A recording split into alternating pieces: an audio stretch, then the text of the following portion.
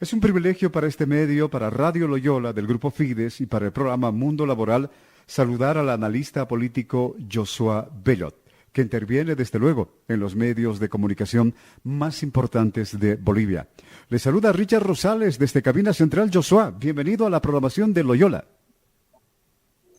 Richard, buen día, gracias por la cobertura y un gusto pues para poder compartir unos minutos con ustedes. Bien, al igual que usted, mucha gente, no creo que todos, porque hay gente que no siempre le gusta escuchar mensajes, menos de autoridades, más allá de quién sea, pero al boliviano y a la boliviana le interesa saber la lectura que hace la primera autoridad de nuestro país, en diferentes ámbitos, económico, social, político, judicial, pero si hablamos del aspecto político, principalmente, ¿qué conclusiones ha podido sacar luego de presenciar en la distancia en algún medio de comunicación este informe, Joshua?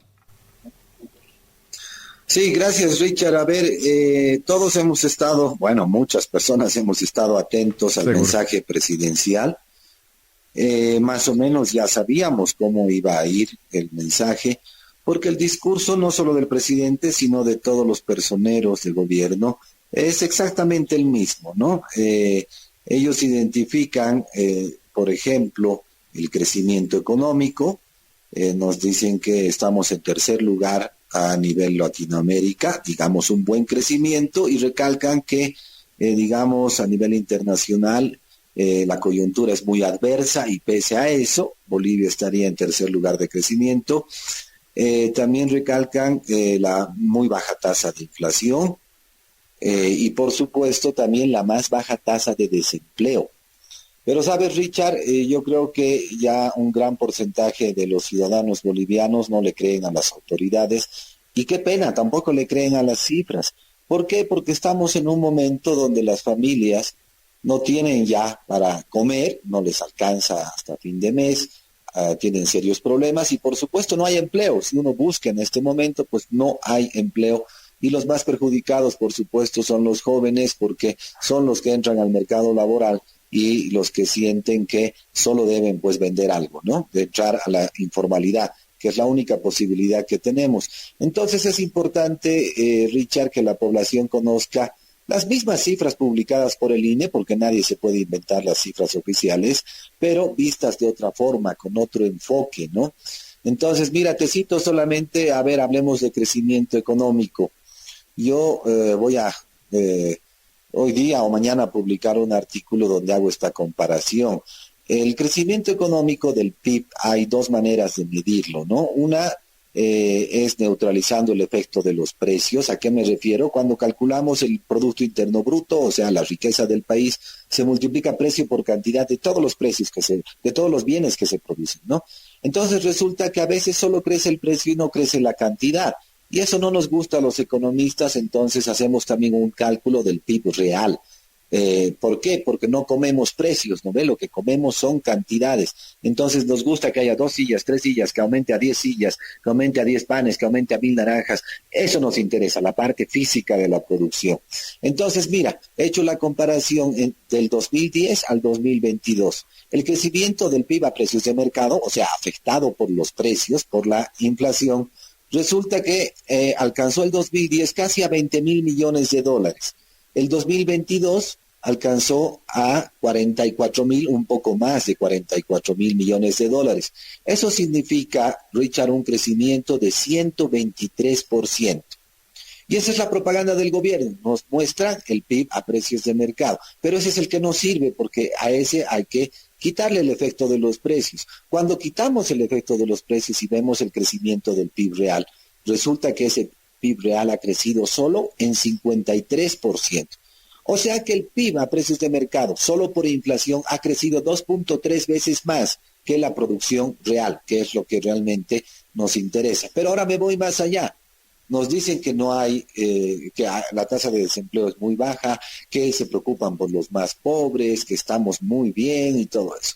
Pero resulta que si yo comparo la remuneración media real, o sea, el salario de todos los bolivianos en términos reales, o sea, de poder adquisitivo, resulta que los salarios del 2010 al 2022, Richard, han crecido en 21%, 6 veces menos que el PIB a precios de mercado, que es la propaganda que nos muestra el gobierno.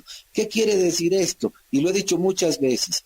Paulatinamente, los ingresos de las personas, de todos los ciudadanos, han ido disminuyendo en el tiempo. Por lo tanto, han perdido el poder adquisitivo. Y claro, el acumulado de todos estos años ha hecho que ahora empecemos a sentir la crisis, porque ahora nos damos cuenta que realmente no nos alcanza para comprar todo lo que quisiéramos comprar. Se ha deteriorado la economía de las familias, nos han expulsado del mercado laboral, Richard, este modelo nos ha expulsado del mercado laboral, porque el 2006 los informales alcanzaban a 64%, era altísimo, pero en la actualidad alcanza a más del 85%. Entonces, lamentablemente, las familias bolivianas no tienen grandes posibilidades, no podemos producir y por lo tanto, pues, estamos en este momento en una crisis agobiante para todos los bolivianos y por eso, pues, nadie le cree al gobierno, ¿no? De todas maneras,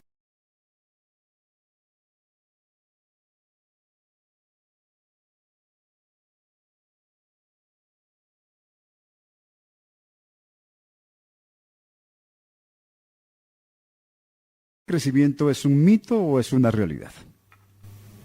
Es un mito totalmente. Mira, a ver, el gobierno ha proyectado para este año un crecimiento de 4,8%. Hace 2 semanas han bajado su proyección a 3%. Claro, porque se han sentido presionados en el sentido de que todos los organismos internacionales nos han bajado en proyección de crecimiento al 2%.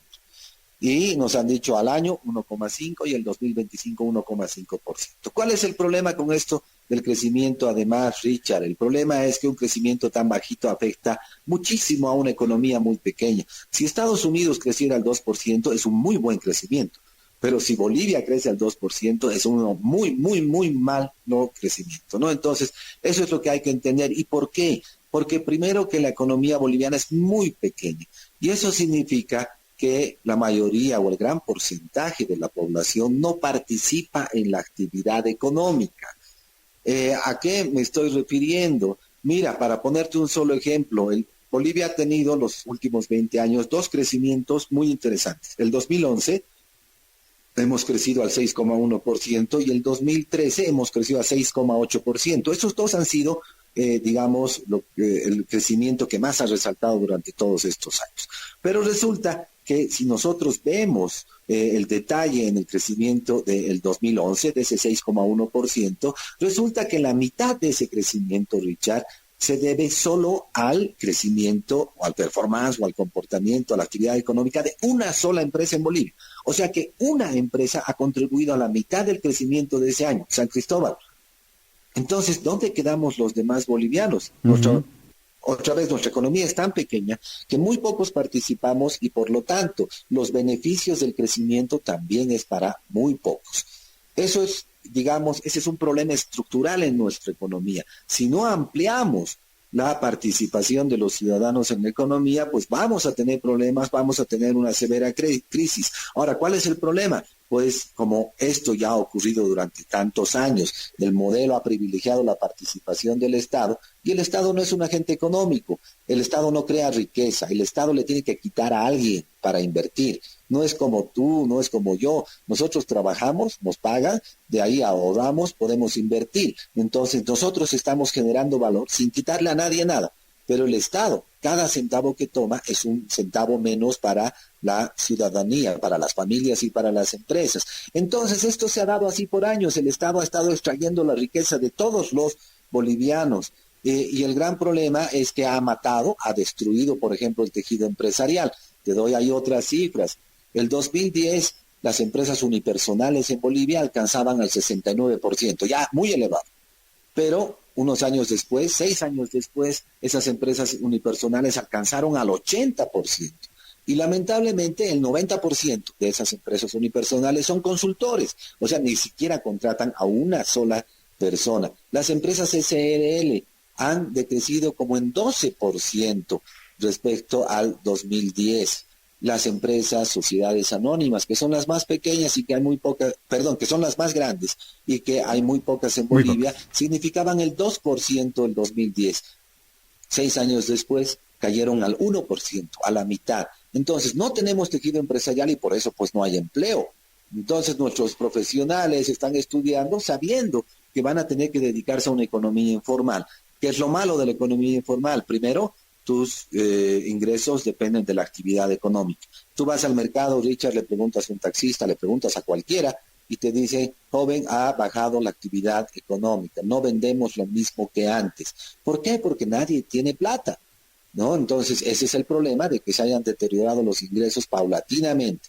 Y además, Richard, por último, tú sabes que tenemos además una inflación que la hemos notado en los mercados, aunque en el cálculo del gobierno es muy bajito, ¿no ve? 1,5%, pero es hasta absurdo porque nosotros en el mercado vemos que todos los precios han aumentado, ha habido un aumento generalizado de precios. Esa es la definición de inflación. Y mira, hace 2, 3 días he calculado el cambio, la variación en los precios de los bienes importados, bienes y alimentos importados, entre el 2022 y el 2000, entre agosto de 2023 y agosto del 2021, 2 años, ¿no? El cambio en los precios en alimentos y bebidas importados ha sido del 55%. Y que conste que Bolivia depende de las importaciones de otros países, porque el otro efecto que hemos tenido durante todos estos años es que el gobierno también ha expulsado del área rural a los campesinos. Como no tienen nada que hacer, las ciudades se han llenado. ¿Y por qué no tienen nada que hacer? Pues has permitido que entren importaciones del Perú, de otros países, permites el contrabando, fomentas el contrabando, y claro, nos llega bienes a precios módicos, bajos, le conviene al consumidor, pero los campesinos no tienen nada que hacer. Y ahora encima no tienen agua. Entonces, mira, lamentablemente la situación en Bolivia se va complicando y muy probablemente al año se profundicen estos problemas. Muchísimas gracias.